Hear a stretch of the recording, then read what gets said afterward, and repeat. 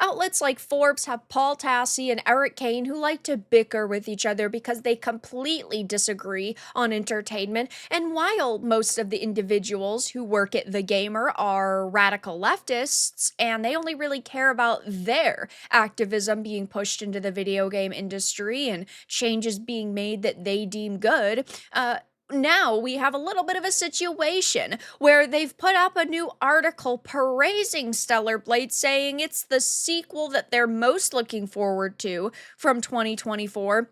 While just a few months ago, they were completely trashing this game, even saying the uncensored release shouldn't be a cause for celebration. I have a few different things to show off, but before I get into the topic, if you enjoy the content I create, check out the links in the description, join the community in my live streams, and consider supporting through Patreon or YouTube memberships. Now, when Stellar Blade released, there was a lot of backlash from the mainstream media, and they did kind of get their way because there were a few different things that were altered, like the graffiti on the wall, and some of the outfits were slightly toned down. But since then, Shift Up has done a pretty good job at focusing on making content for real gamers. They've added even more risque costumes. They have, of course, given us some extra content like photo mode. And over the past couple of days, we've basically all been pointing and laughing at the social media manager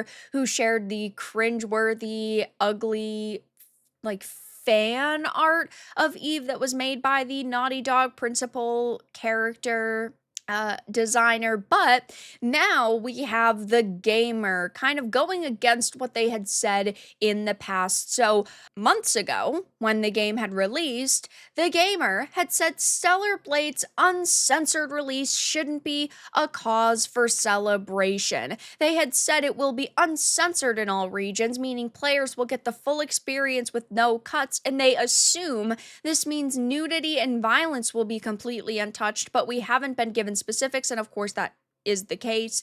But this only helps to feed into, quote, a toxic culture war that started to boil around this game and its presentation of women. Now, as a woman myself, I love seeing sexy, strong, confident women in my entertainment. I love to be able to play as an amazing female character, be able to dress her up and be able to dress her down if that's what I want to do. I do not think that that is a problem. And the only reason why there was ever, this culture war surrounding this game, as they want to call it, is because gamers now have to speak up for themselves every single time a decent game is going to release, because otherwise the developers are afraid of backlash and they will censor their games and tone them down to appeal to modern audiences and activists like this. I mean, they were already complaining about the nudity and violence before the game had even released.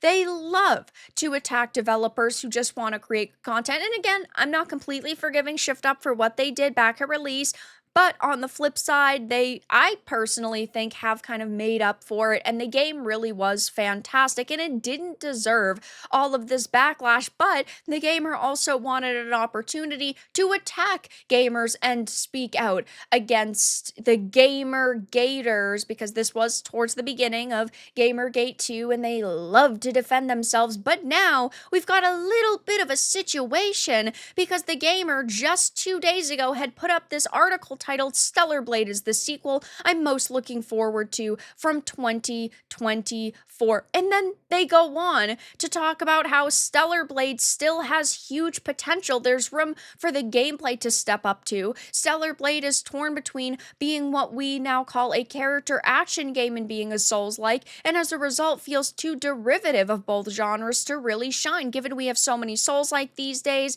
and From Software seems to be on a generational run of pumping out new experiences.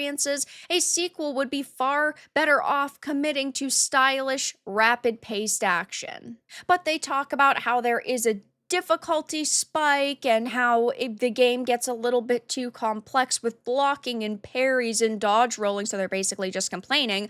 Though they say a sequel is a great chance to put all of this right, and I don't think it's a stretch to expect it. Now that Eve is a more established character, there's more room for her to develop individually and less reliance on a mysterious twist that the game needs to keep a secret. And while, yes, sure, these are not written by the same people because the original article was written by Jade King and this one was written by Stacey Henley. Stacey Henley is still somebody who was attacking Stellar Blade and has been very vocal when it comes to Gamergate, and it's still a reflection of the gamer in totality. While, yes, you can have people with completely different opinions working for one single outlet, it still looks like you have people who are either A, just writing positive reviews and talking positively about the game now because they realize how big of a success that it was throughout the year, and that certainly is the case because, again, Stacey was somebody who was attacking this game months and months ago,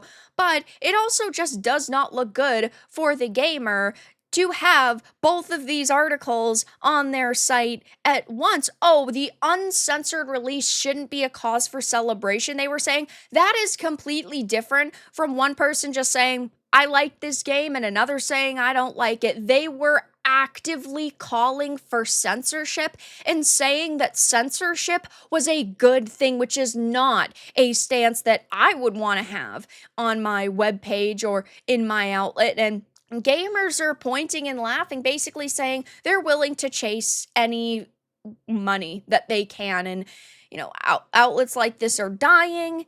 I'm sure the gamer is struggling right now. They probably only have a few people that work for them now, and they see the positivity surrounding this game, and they're going, ugh, we can't be negative about it anymore, so we might as well try to milk it for all it's worth. Though I'm not going to forget the stance that they previously had, and I am not going to forgive them for that. The gamer is hoping that Naughty Dog rubs off on Shift Up and it's the, we'll just say for argument's sake, the ugly Eve image. I don't think it's the worst art, and I do think that it was just a very quick sketch, but it just shows the type of person that does work at Naughty Dog, and yeah, I'm sure the gamer would love if this happened. The duality of they, them.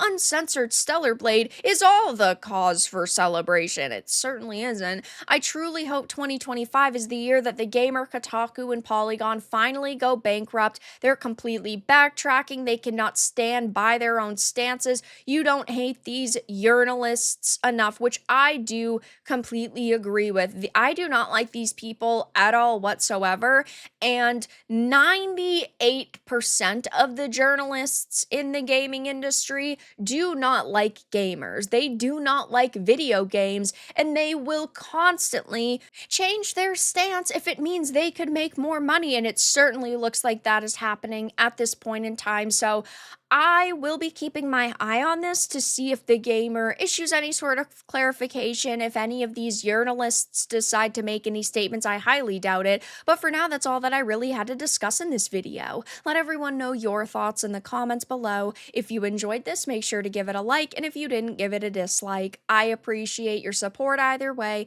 but I'll talk to you all again in the next video really soon.